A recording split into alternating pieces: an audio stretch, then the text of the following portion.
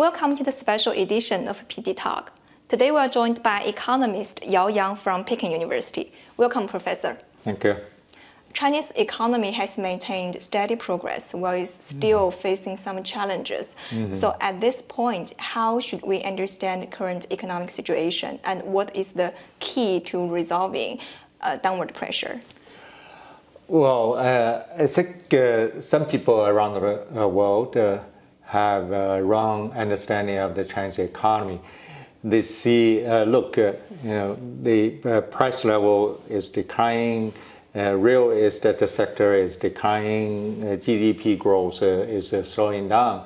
So they say, hey, China looks very much like Japan in the 1990s. So China is on the way to a so-called secular stagnation. I think that assessment is totally wrong. China's slowdown is not a natural process of the Chinese economy. It's actually, to a large extent, related to the government's deliberate structural adjustments. Those structural adjustments are really vital for a healthy Chinese economy. They're going to be good for China's long-term economic growth. But of course, in the short run, they are going to cause slowdown of the economy. For example, the government since 2021 began to downsize the real estate sector because that sector was eventually too big, sucking too much resources, right? And if the real estate sector is coming down, of course, the demand, domestic demand, is not going to grow that fast, right? Same thing can be said for local government debts, right?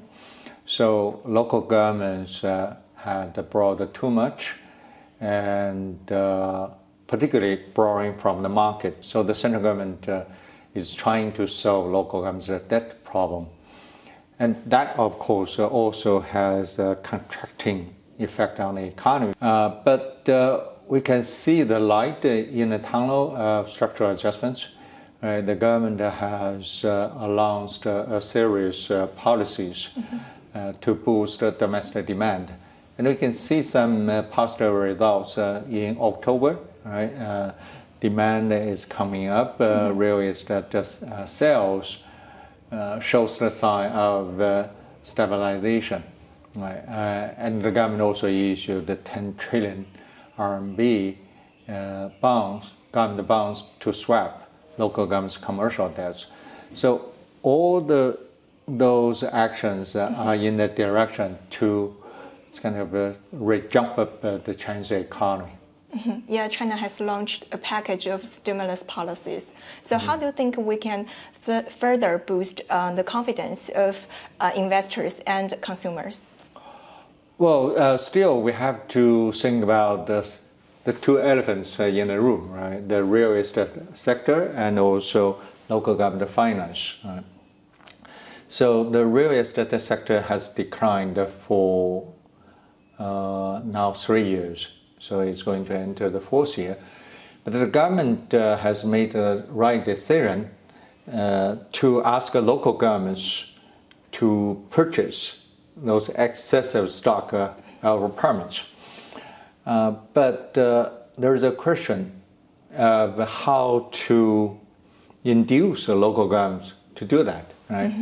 I think probably a more decisive move is for the central government to do that, right? Because we have too many local governments. They face different situations, right? Some of them already have a lot of apartments in their hands.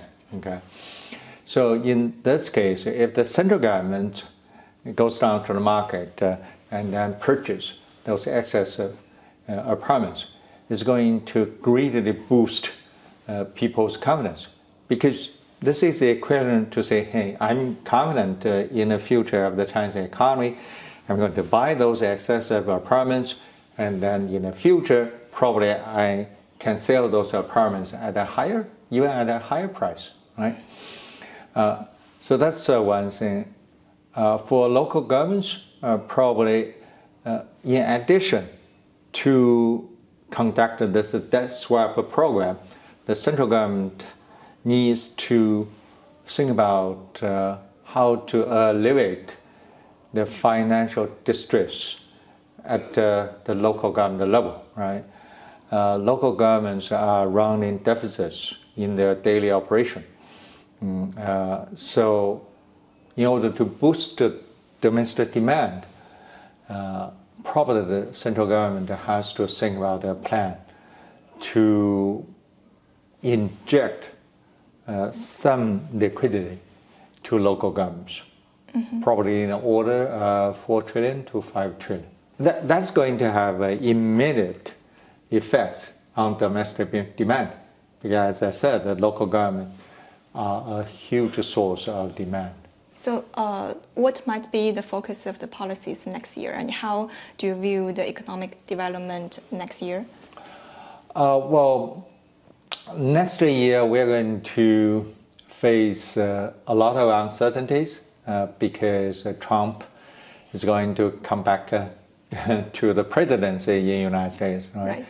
According to his policy that has already announced, those policies are going to have a huge negative impact on the Chinese economy. So I think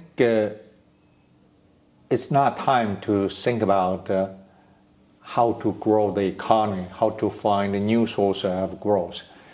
I think it's more urgent to issue decisive macroeconomic policy to counter the possible negative impacts of Trump's tariff and other measures. Right? To me, the most important two things is for the central government to go down to the market to buy those excessive permits, so the real estate sector can be stabilized. And then second, to issue treasury bonds in amount of 4 to 5 trillion to rescue local governments. Since you talk about the new Trump administration, so generally, how do you think that will affect China-US trade relations, and how should we react to that? Trump has announced several policies. Right? One is a 60% tariff on Chinese exports, and second, to stop China's so-called permanent normal trade status, PNTR. Okay, so which means United States is not going to automatically give China most favored nations status, and it will discuss or decide it year by year. Okay, so that's going to have a big effect. Trump may also do something for goods sold through e-commerce, because currently a lot of Chinese exports to the United States has been done through e-commerce, qualifying for so-called what's it, small quantity imports. So the up limit is $800. And Trump may also chase the Chinese companies to prevent the Chinese companies to export from a third country. How to deal with this? As I said, we have to boost the domestic demand. That's the first thing. First to do. We have to do that. Okay. And second, I don't think there is no hope for negotiating with the United States, with the Trump administration. Although Trump is going to impose those measures on China, but in the end, he's still a businessman, right? Those things probably can be negotiable.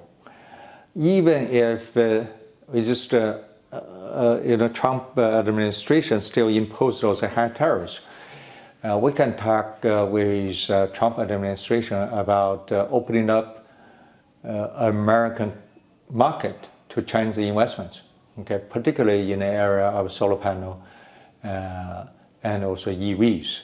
Right? China has a huge technological and cost advantage in those two areas. And the United States wants to rebuild its industrial base, so-called reindustrialization, right? I don't think United States can do it without the help of China, right? And Trump expressed the willingness to welcome Chinese EV companies to invest in the United States. So there's some hope that China and the United States can negotiate some bargain. Mm-hmm. Okay. Okay. So we don't have this complete decoupling. What are the new driving forces for China's economy in the near future? Well, there are a lot. Right? Technological progress definitely is one. But the more urgently, we have to increase domestic demand. Right. For economists, we don't believe that we can name, that sector is going to be the driver of economic growth. That's wrong. Okay. You better give it to the market. The market is going to do that. We never know what kind of technology is going to spring up here or there, right? Let the market decide. Let's leave the answer for the future. For the market. Right. Thank you for your time and answers. We really appreciate your insights. My pleasure. Thank you, Professor.